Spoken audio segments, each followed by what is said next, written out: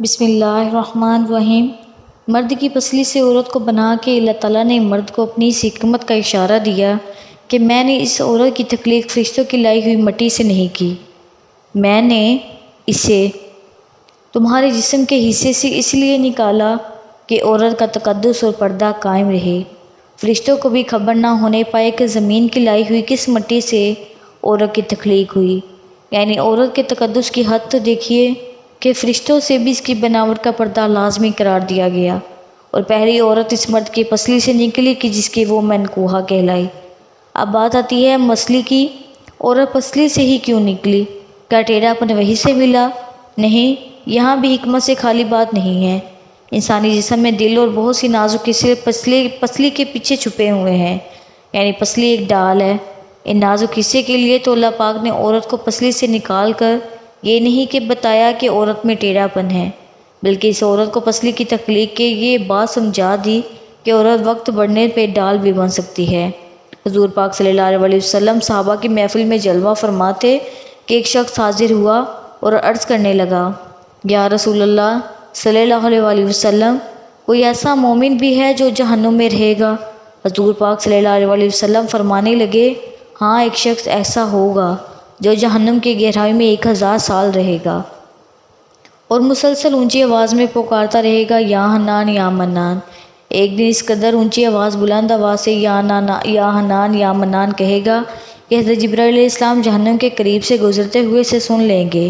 حضرت جبرائیل علیہ السلام حیران ہوں گی، کیسی عجیب بات ہے، کوئی مسلسل یا حنان یا منان پکار رہا ہے، اور حضرت جبرائیل علیہ السلام عرش کے سامنے حاضر ہوں گے اور سر سجدے میں رکھ کر خدا کی تسبیح بیان کریں گے۔ اللہ فرمائیں گے، جبرائیل علیہ السلام سر اٹھاؤ۔ جیسے ہی حضرت جبرائیل علیہ السلام سر اٹھائیں گے تو اللہ فرمائیں گے کہ بتاؤ جبرائیل علیہ السلام، کیا عجیب دیکھا؟ آج تم نے حضرت جبرائیل علیہ السلام عرض کریں گے، اے ہمارے رب، میں نے جہنم سے آتی ہوئی ایک آواز سنی ہے جو کہ گہرے گہرے لگ رہی تھی، کوئی پکارتا رہا، یا حنان یا منان۔ اللہ تعالیٰ فرمائیں گے، اے جبرائیل علیہ السلام سر اٹھاؤ اپنا، سے جہنم سے نکال کر تمہارے حوالے کر دیں، پھر اسے میرے پاس لے آؤ۔ حضرت جبرائیل علیہ السلام جہنم کے دروازے پر تشریف لے جائیں گے، دروازے پر دستک دیں گے، مالک باہر آئیں گے، حضرت جبرائیل علیہ السلام انہیں اللہ پاک کا حکم سنائیں گے، حکم سن کر مالک جہنم کے اندر جائیں گے۔ حضرت محمد صلی اللہ علیہ وسلم نے فرمایا، جیسے ماں اپنے بچوں کو پہچانتی ہے، مالک ایسے جہنم کو پہچانتے ہیں۔ اس کے باوجود آپ یا حنان یا منان کہنے والے شخص کو تلاش نہیں کر پائیں گے۔ باہر تشریف لائیں گے، حضرت جبرائیل علیہ السلام عرض کریں گے، جبرائیل جہنم نے گہرا سانس لیا ہے، اس لیے کون سی چیز پتھر ہے، کون سی چیز لوہا ہے اور کون انسان ہے، اس کی پہچان نہیں ہو رہی۔ حضرت جبرائیل علیہ السلام پھر اللہ کی بارگاہ میں سجدہ کریں گے۔ اللہ پاک ارشاد فرمائیں گے، اے جبرائیل علیہ السلام سر اٹھاؤ، تم یا حنان یا منان کہنے والے کو کیوں نہیں لائے؟ جبرائیل علیہ السلام عرض کریں گے، مولا، ورکہ جہنم مالک نے بھی معذرت کر لی ہے، کہتے ہیں جہنم نے گہری سانس لی ہے، اس وجہ سے پتھر لوہے اور انسان کے درمیان کوئی فرق نہیں بچا ہے، تو یہ سب جل کر کوئلہ بن چکے ہیں، کسی چیز کی پہچان نہیں ہو پا رہی۔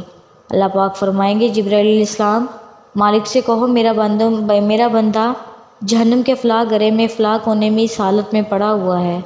حضرت جبرائیل علیہ السلام جہنم کے دروازے پر جائیں گے اور حضرت مالک کو یا حنان یا منان پکارنے والے کو آپ پتہ بتائیں گے۔ حضرت مالک جہنم کے اندر جائیں گے اور دیکھیں گے ایک شخص ہے، اس کے پاؤں اس کی پیشانی کے ساتھ اور اس کے ہاتھ گردن کے ساتھ بندھے ہوئے ہیں اور جہنم کے سانپ بچھو اس کے ساتھ لیٹے ہوئے ہیں۔ حضرت مالک اس کی زنجیریں توڑ دیں گے اور جہنم سے نکال کر حضرت جبرائیل علیہ السلام کے حوالے کر دیں گے۔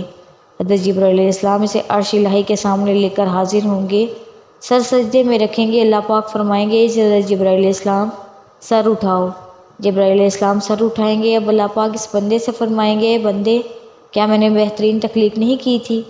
کیا میں نے تیری طرف رسول نہیں بھیجے تھے؟ کیا میرے رسولوں نے مجھے تمہاری کتاب نہیں سنائی تھی؟ کیا میرے رسولوں نے تمہیں نیکی کا حکم نہیں دیا تھا؟ کیا تجھے برائی سے منع نہیں کیا تھا؟ وہ بندہ ساری باتوں کو مانے گا، اقرار کرے گا، یا اللہ تو نے میری بہت اعلیٰ تخلیق فرمائی، تیرے رسول کو بھی تشریف لائے اور انہوں نے تیرے احکام بھی سنائے۔ اللہ پاک فرمائیں گے، فلاں گناہ کیوں کیا؟ وہ عرض کرے گا، یا اللہ پاک، میں نے اپنی جان پر ظلم کیا، جس کی سزا مجھے جہنم میں ڈال دیا گیا۔ اے اللہ، اس کے باوجود میری امید نہیں ٹوٹی، مجھے تیرے رحمت سے امید تھی۔ میں یا حنان یا منان پکارتا رہا، مولا تو نے مجھے اپنے فضل سے جہنم سے نکالا ہے۔ یا اللہ مجھ پر رحم فرما۔ اللہ پاک فرمائیں گے، فرشتوں گواہ ہو جاؤ، میں نے اس پر رحم کیا اور اسے معاف کر دیا۔ ناظرین، آئیے اپنا اپنا محاسبہ کرتے ہیں کہ ہم میں سے کوئی ایسا ہے جو یہ کہہ سکے کہ میں نے اپنے ایمان کا حساب کر سکتا ہوں۔